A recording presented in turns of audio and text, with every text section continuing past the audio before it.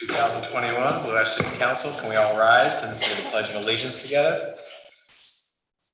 Allegiance to the flag of the United States of America, to the republic for which it stands, one nation, under God, indivisible, with liberty and justice for all. Thank you. Jamie, will you please call the roll? Councilman Jeff Capel. Here. Councilwoman Jill Cole. Here. Councilman Lee Zerwanka. Here. Vice Mayor Pramod Javeri. Here. Councilman Joe Leet. Here. Councilwoman Katie Schneider. Here. Mayor Mark Serkin. Here. 7 present. Do I have a motion to accept tonight's agenda? So moved. Second. All in favor? Aye. We have a public hearing tonight to consider an application to designate the property at 4150 Hunt Road as a PUD. Jamie, will you please read the ordinance by title only? Approving a concept planned unit development for a 7.8 acre parcel at 4150 Hunt Road in the Blue Ash South zoning district. Thank you. Dave, do you want to say anything or do you just want to bring up should we bring up the developer to present the application? Okay. Welcome, Micah. How are you? Thank you, Mr. Mayor. Appreciate it. It's good to be here with you all. Thank you for the time this evening. My name is Micah Cameras. I'm an attorney with Manley Burke. I'm also a Blue Ash resident. Today, I'm here on behalf of my client, TLM Realty, who's the applicant for the PUD here. We've been extraordinarily grateful for the strong working relationship with the administration on putting this plan together for you all. It's really grown out of trying to figure out the best way to use that space with the reconfiguration of Hunt Road. And we're grateful to be at this point here with you all. I'm pleased to introduce my client, Andrew Green, who's here on behalf of TLM Realty to talk about the project a little bit and answer questions.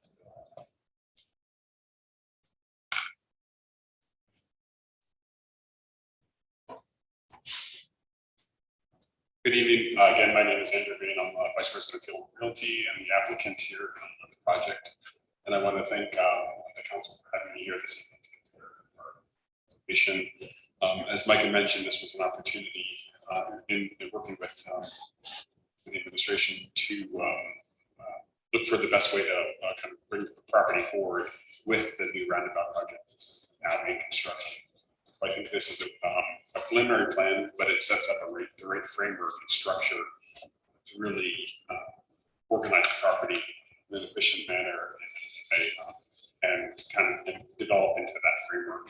So this is, as you can see, it's a general framework, preliminary, and I look forward to coming back probably to council or to planning commission in the future as our plans develop and get more detailed.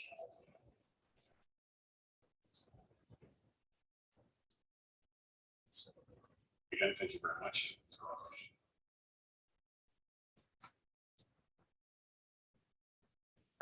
If there's anybody in the public that would like to make any comments, this is the time to come forward. I always see. This is not okay. So we'll close the public comment portion and we'll open this up to any questions from council. We typically deliberate at the second hearing, but I just have one quick question. Is there going to be a signal maintained at Georgetown and Plainfield Road? A traffic signal? yes, Okay, thank you. it'll be the same kind of setup. We got the stop sign and then you'll have several cars come back up for the light. Kind of like it is. It works fine.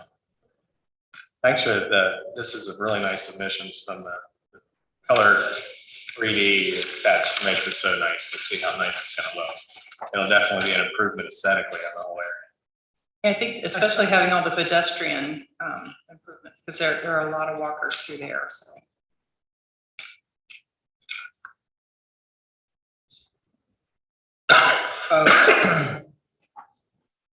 According to your description here, that you were mentioning about two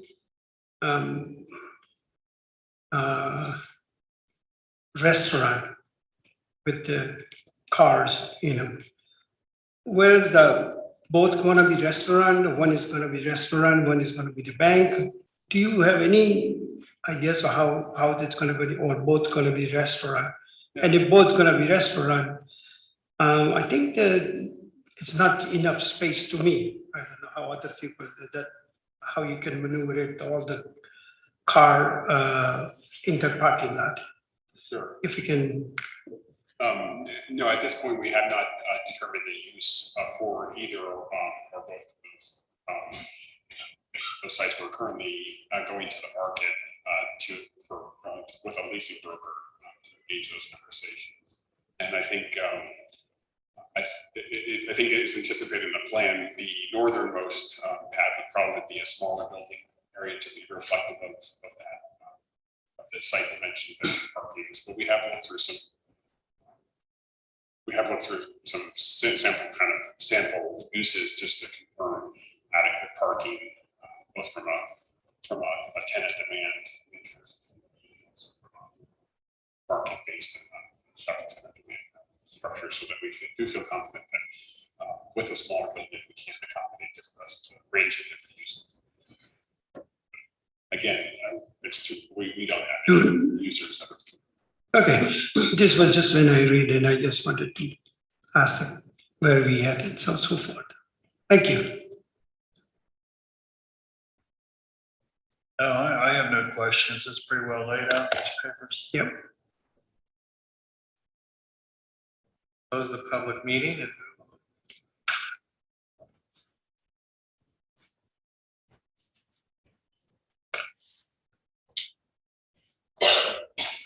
You okay with that?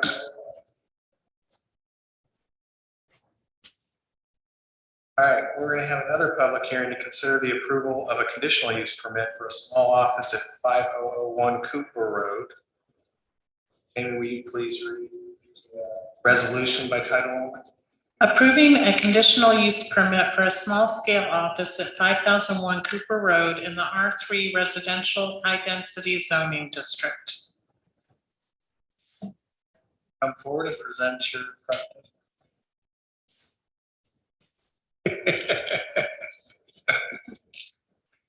Council, my name is Ross Dykstra. I'm the owner of Five Daughters Construction, and we are looking to build a model home over at 5001 Cooper and use it for office space for our business.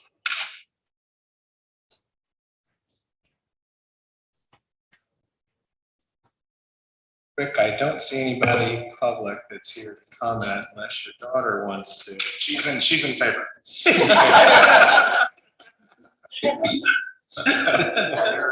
We'll close the public. How about the other four? That was, yeah, He's not here. The other four. the sun's on the fence. Thank you. Okay. Questions from council? Comments. So I actually live on Windcrest. Yeah. Right next to the property, and the residents are in this area have overwhelmingly been supportive. The house that was there before was terrible condition. The two neighbors that abut the property, so Mary backyard abuts the property, and then Linda, who's the owner, second house on the street, back of your property abuts to her side yard. So they're both very supportive of it. They did want me to share their sentiments about just wanting to make sure that the property is maintained. And that the property is maintained well. Yeah. Just wanted to share that. In the past, they've had some issues with that. It caused overgrowth. Repairs to her garage were needed because of all that. I mean, our business is a nice looking house, right? Like, we want to put a good foot forward. So the appearance of the property is going to be very important to us. So I don't think that should be a major concern, but I understand, where you're coming from. But I think keeping a nice property and a nice kind of buffer zone between the commercial and the residential, it's a good fit for the neighborhood. And also, I mean, that's our top priority, is putting a good foot forward for anyone that sees, our name on this property.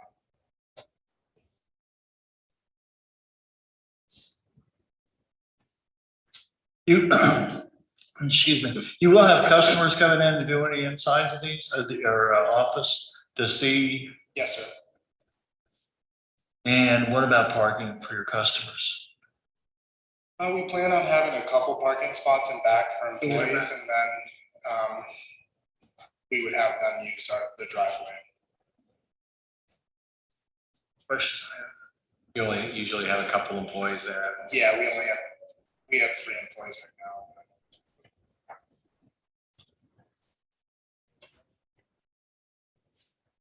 Good fit for, they are right there. So nice job. Thank you.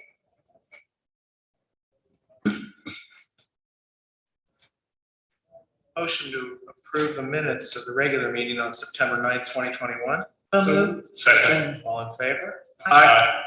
Any communications to council, Jamie? There are none tonight, Your Honor. Reports from outside agencies? Hearings for citizens? Let me give you a quick update. Yeah. If you wish to speak, come to the microphone, state your name and address. If you have any materials to pass out, please give them to the clerk of council. Please keep your comments as brief as possible to allow others a chance to be heard. We typically give you 3 minutes and then notify you and have you wrap up your presentation.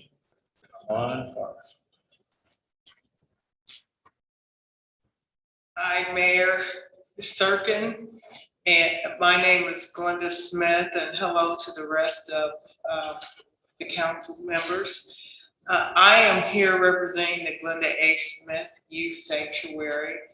I'm here to talk about what the Glenda A. Smith Youth Sanctuary has to offer the citizens of Blue Ash, as well as the rest of the citizens of Hamilton County. The Glenda A. Smith Youth Sanctuary's mission is to bring other nonprofits and businesses, as well as governments together to bring resources to children and families to help maximize their potential. We provide 3 services right now. Well, really 2, the third one we're working on. But the first one is a Zoom youth discussion series for ages 9 to 18. Youth can get the passcode from the website at gasmithys.com, as well as the meeting ID. And for every 4 sessions youth attend, they will receive a gift card.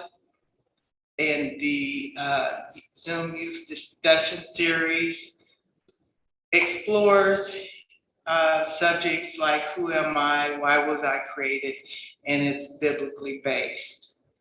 The second service that we provide is a gift card to anyone who requests it that needs food, gasoline, a crock pot, or shoes. And they can email gasmithys@gmail.com. And the only criteria is that they give their name, address, and in some cases, people don't have an address, they're homeless, but just their family size, and we'll make sure that they get the gift card. The third thing that we are doing is raising money to build a residential facility for homeless youth on property that has been designated to us by the church. And at that youth residential facility, we'll be promoting faith, work ethic, and charity. And the reason why this nonprofit was created is because I was raised by a single parent, and I was taught faith, work ethic, and received charity from professors and teachers and family members of their time and their talents. So, and I have several college degrees. I'm a practicing attorney, and I also have a degree from the School of Hard Knocks, Jamie. So, and Mayor Serkin. So, I just don't want anybody to let their pride get in the way of receiving charity like I sometimes did. So I want to encourage anyone who needs anything to reach out to us. You have any questions? What area do you serve? What geographic area do you serve? Hamilton County. And I have some cards with the information that I'll give you. Thank you very much. You're welcome. Thank you for having me. Move on to the committee reports. Planning and zoning, Vice Mayor Barry. Thank you, Mayor. Amy, would you please read the resolution number 2021-49 by title only? Approving a conditional use permit for a small scale office at 5001 Cooper Road in the R3 Residential High Density Zoning District. Move to adopt the resolution number 2021-49. Second.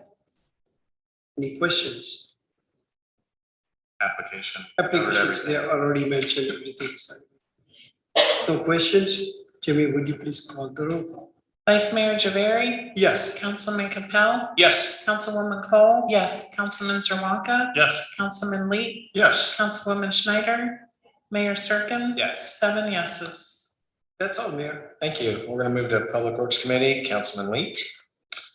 Jamie, please read please read ordinance 2021-05 by title only, please. An ordinance adding section 339.021 to the municipal code of ordinances banning all semi-trailers from accessing Malsbury Road from Kenwood Road.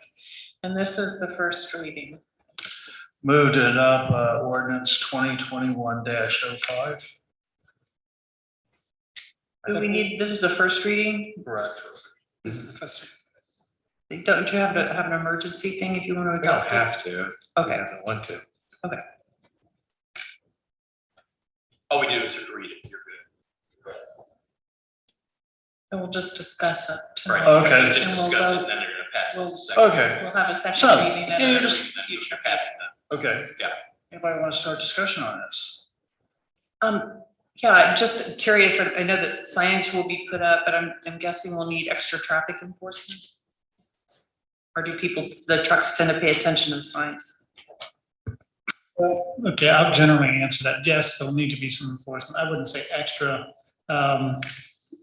It is a limited road, meaning there's only a few companies along there. So just a couple of notifications, a couple of pullovers and what have you. It's not like Evendale closing down Glendale, Milford Road, where they're dealing with 10,000 new people every day. These are going to be repeats. So it should go through a cycle and catch up, so to speak. Well, question I have is like when it says damage they're causing, like what's being damaged? Yeah, so the trucks have damaged the safety equipment for the railroad. They leave the road as they're making that turn, and they've knocked down one of the rail gates so far. It's hadn't been replaced by the railroad, and they've hit it multiple times, which is the safety equipment to protect the traveling public. But primarily those rail gates then it's getting busted. Yeah, the They've bollards. also climbed over the bollards also. The what? The bollards, the yellow metal posts. So my gut feeling is we would rather have the traffic on Reed Harbin Highway, these big trucks. And I would also gather that the residents on Kenwood would be real upset to have a few less trucks running through. I'd guess. That's probably true because I've heard that comment quite often. Yeah. But what about a truck that wants to turn right into there? And then you see a truck turning left out of there. I mean, we're not saying anything about the trucks coming out. We're only talking about the trucks going in. You know, we can increase or get rid of the curb lane, and that will give us an extra radius or just cut it off into a chamfer.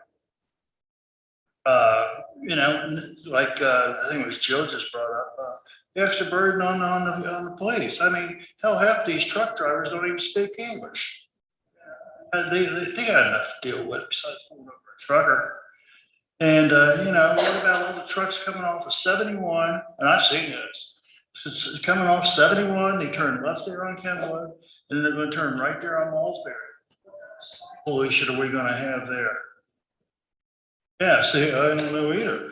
And this is done under the police and home rule powers. I think we can do a little bit better than telling trucks they can't turn. I think we can find a better way to deal with it than saying no. Just my opinion.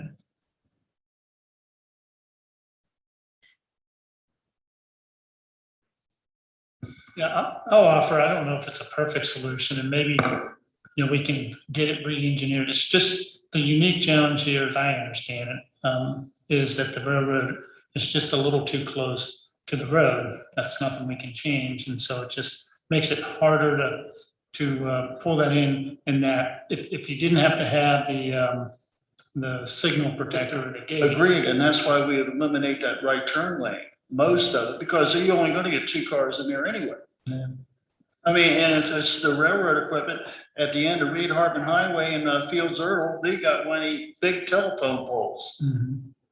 Put that buffer there, that's gonna tear up a trailer, it ain't gonna have the railroad gate on. And look at the corner there at Kenwood and Pfeiffer, that telephone pole there by the Sunoco. It's splintered how many times? Yeah. I mean, so we're not gonna stop it. And then just tell a trucker they can't do this. We're just making a rule that it ain't gonna have no teeth to it. It's just a rule to make a rule. And I can't go with that. Yeah. I wouldn't say this is the highest priority, just so no one gets confused, but, we do have speeding limits on Reed Harbin Highway. We don't stop every speeder. So yes, you're absolutely right. There's going to be violations. I think the difference here somewhat is that it is a limited neighborhood. There are limited companies in there. So, you probably a couple pullovers, the messaging will get there. Much different than trying to pull over a couple people on Reed Harbin Highway for speeding. It's the next day or 5 minutes later, there's gonna be someone else speeding. And so there's a little bit of a difference there, but again, I'm not gonna fence with you that this isn't the most important thing in the world if you didn't want to pass it or you want to vote no. It's just, I think the Public Works Department felt like, oh, here, let's try this for now to try to minimize very expensive damage and liability. That's it. I can understand the liability because there's too many lawyers, Mark and Brian. But we built this to their specifications and it's on their dirt. And we're gonna try to fix it? I'm sorry, that just don't make a bit of sense to me. Will we communicate directly with those companies and advise them of this change and the reasons why? Yes. Is there any consideration just saying a lot of our roads, not a lot of ours, our roads that have weight limits, no trucks above so many tons. I even think when you go down, I could be crazy, when you go down Glendale, Milford into Evendale, isn't there a weight limit as you cross out of Blue Ash? They have an axle limit to. Is axles? Evendale pulls trucks over. Well, I mean, would it be such a horrible thing if we just said no semi-trailer truck entrance on Malsbury from Kenwood? Or is it not Malsbury? Just say no way, either way. That way, you're gonna go on to Reed Hartman, which is where we want everybody anyway. And then we don't have to worry about the damage that the railroad's apparently not fixing very quickly. So for the And last it's fair to everybody because it's not like they're gonna notice somebody coming in and coming out. It's just no truck, no big truck access. For the last 4 years, trucks have been turning left off of Pfeiffer onto Kenwood and using that. That's all. Suddenly we're gonna shut that gate. It's gonna take a while for that word to get out. I just can't, I hate making rules.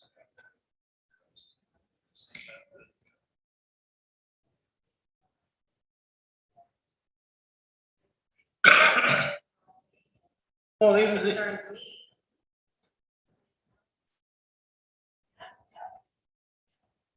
think you gotta start somewhere. Try this out. If it doesn't work, we can try something else. Okay? You gotta start somewhere. So then, if I refer back to my previous question about what were they damaging, then is all of this damaging happening by cars that are turning right from Kenwood into Malsbury and not from trucks turning left onto Kenwood from Malsbury? Truck traffic only that is causing. Yeah, this would be semi trucks, and I've seen the damage. What happens is when they make their turn, semis need to take a wider berth to make a right-hand turn. The trailer ends up cutting the corner, and that's how they're taking out the bollards. That's how they're taking out the gate and such. And frankly, when they're driving their trucks, they really don't realize that they're doing it. Frankly, they'll just keep right on going. That's what's prompting my question is, I mean, we've heard about the damage, so that's why other people have talked about, well, why are we, banning a right turn into it, but not a left turn out of it? So that's why I'm asking them, have we had problems with trucks making the left turns out of it, or is this really just a right turn into Malsbury problem? No, because where they're turning left out of it, if they're gonna damage anything, it would be a car sitting at the red light. There's no gate there. Yeah, and that's kind of what I guess the answer would be. So basically, if we've established then that the problem are the right turns into Malsbury, then that's really all that needs to be in this legislation. And that's what it is, right? Coming from the south, because the equipment's there too. I guess I think what happens when by the time they would be making the turn coming out of Malsbury, the trailer's already passed the equipment. So it's coming in that the equipment comes over. And it's always a trailer. I was over there talking to Judy the other day. We sat there and watched it. It was a trailer. Just ran right over the yellow balance. But, try this one, but I don't think I want to try and then come back, and then if it's not happening, then why don't we just, as the mayor says, just ban it, and it will be, that's the question. Ban it, would it be a big problem for all the truck people? That's what it is. Yeah.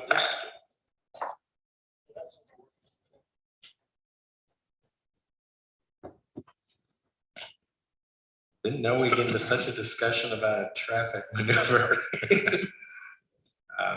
Traffic maneuver, it is making a rule that has nothing behind it. But that's my beef.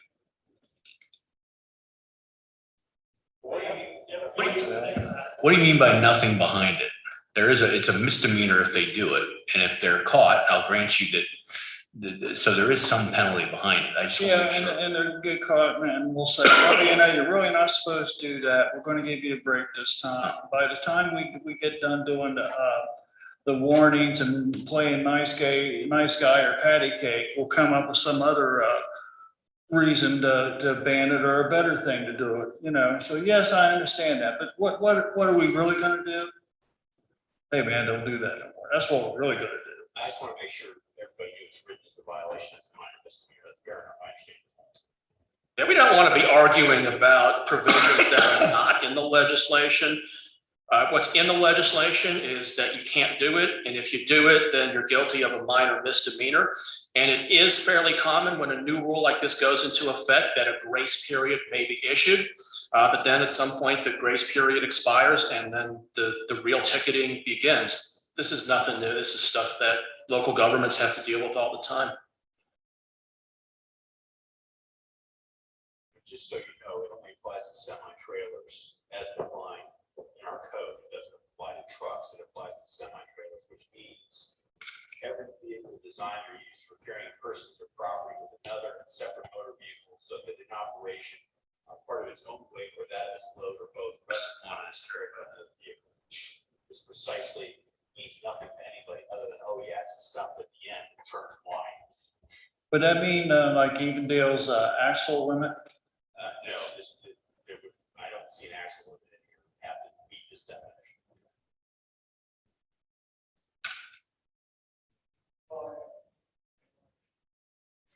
So since this was the first reading, we can move on and argue about this again at the next meeting. That's something to look forward to. Maybe you're right. Be determined. Okay. Let's move to miscellaneous business. David? I think I mentioned before, I think we're still on track for the next meeting to give you an update on the town square updated design. Just as a follow-up, Brian did meet with the constituents who had concerns and also shared some other planning ideas. And so we're working through that, and we'll either incorporate it or not be able to incorporate it based on the designs. And we'll share all that with you at the next meeting. Other than that, I don't really have a whole lot new to report. Nothing tonight, thank you. Beavers? I actually have a few things for you. Just want to give you an update on our 9/11 Stair Climb. We had 33 climbers, which did 10 flights of steps in full gear. It represented 8 different fire departments, and we raised $3,500 for Tunnel to Towers and the Carry On USA. Tunnel to Towers pays off homes for military and first responder families that have lost their lives in the line of duty. And Carry On USA, it focuses on suicide prevention for public safety and the military. Coming up September 26th through Sunday, October 3rd is Light the Night for Fallen Firefighters. It is the largest charity for the National Fallen Firefighters Foundation. We did this last year. We will be having a kind of fill the boot at local restaurants just to raise money for the National Fallen Firefighters. And we will be planning a display, most likely on that last day of the week, Sunday, October 3rd. We'll have a vehicle display up there and just be out handing out some public education materials to families. The National Fire Prevention Week is October 3rd through October 9th. So during that week is our open house. That will be held October 5th from 5 p.m. to 7:30. So if you're available, we'd love to see you up at the North Fire Station for our open house. Since we were unable to do it last year, we're looking forward to get people out and enjoy our operations. So that's all I have tonight, Mayor. Thank you. Is there going to be a controlled burn at this one? There will, Awesome. yes, yep, we have a control burn. And then one other thing that we're planning on doing, we were actually given a school bus by Mason City Schools that was decommissioned. So we're going to do some extrication of that school bus, and we'll have a crews doing that sometime during those 2.5 hours. Thank you. Thanks, Chief Noel. Brian? I would like Chief to define extrication. Nothing tonight, sir. Gordon? Yeah, I just wanted to quickly say that the Plainfield and Hunt Road project is continuing along. They're still working on utility relocations. And next Tuesday, they will be closing the westernmost entrance at the Kroger Plaza. So assuming that weather permits, that'll be next Tuesday, we'll be closing that. It'll be shut down for a few weeks while they build the improvements at that intersection. Thank you. Great. Julie? Nothing tonight, Your Honor, thank you. Amy? Nothing, thank you. And?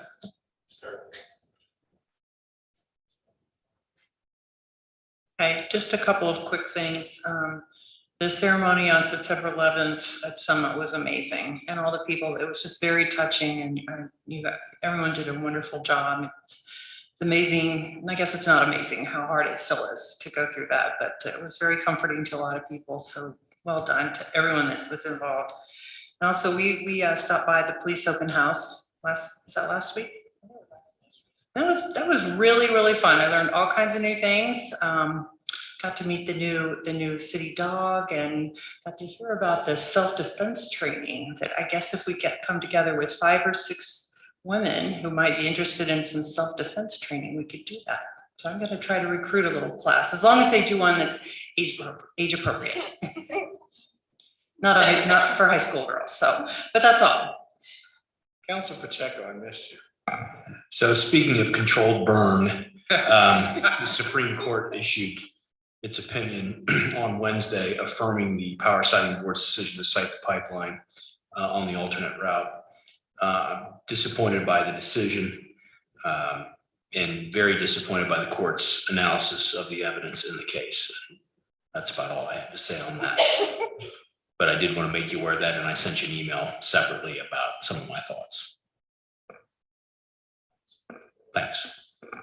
You know, one thing I can augment to that though is, you know, even though that decision was no surprise at all, I think what, 35 out of the last 35 decisions, 36 out of 36 now decisions in favor of the board. And we kind of knew that going into it. We were swimming upstream. The one outcome that we were able to improve was the location. You may recall one of the initial alignments went down in front of all those houses on Kenwood Road. We didn't have to worry about the truck traffic there apparently, because it would have all been and when it went through downtown, when it went down Blue Ash Road, and it would have been much more disruptive than it has been. A little disruptive in northern Reed Hartman Highway, but you know, those are mostly in parking lots of businesses, and I don't believe it's in one single there's one single resident affected by this new alignment. I know that most of the what 6, 7, 8, 9 homes across from Summit Park would be across the street from it. Those would be the only ones I can think of. So we did win overall. Evendale got the short end of the stick. It went all the way down to the middle of their community, but I do think the alignment was going to go through downtown. One time it was going to go through, you know, behind UC and just a lot more residents. And I think, you know, I don't believe we have a one single resident now. So it was a good result. At least that process woke them up, and they changed the project as a result. I would also just point out that Justice Kennedy in concurrence said a number of times at one point, in this matter, the board unquestionably did not comply with its rules and thereby failed in its duty to the public. Another paragraph, however, neither intervening appellee Duke Energy Ohio Inc. nor the board complied with these straightforward rules. Another place she said this does not diminish, however, the blatant failure of the board to follow its own rule. And lastly, she concluded with failing to be consistent in the execution of administrative rules affects the citizens of our state and does a disservice to our system of government. Administrative agencies should and can do better. Thank you. Stole my comment, David. Oh, you can make it. No. I just want to say thank you to Dan Johnson. I got an email yesterday from one of our residents over in Art that their quote street doesn't exist. What they meant was they weren't showing up on Google Maps. So their packages that they order from Amazon and wherever were going someplace else, I don't know where. And frankly, Dan did a nice job. He filed that with Google Maps, and they're very happy. So that takes care of that. Streets that now exist. So thank you, Dan.